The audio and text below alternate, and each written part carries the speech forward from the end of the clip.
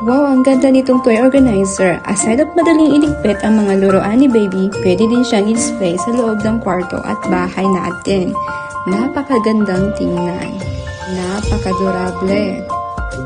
At madali lang siyang linisin. At napakagaan at napakadaling assemblin. Isang tingin lang at alam mo na yung gagawin mo.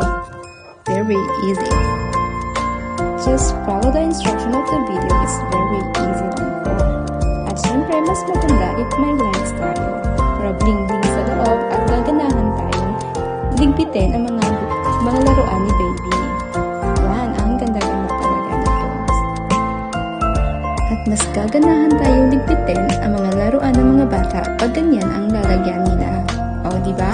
So what are you waiting for? Don't forget to follow our store and to get some more discounts. Salamat po!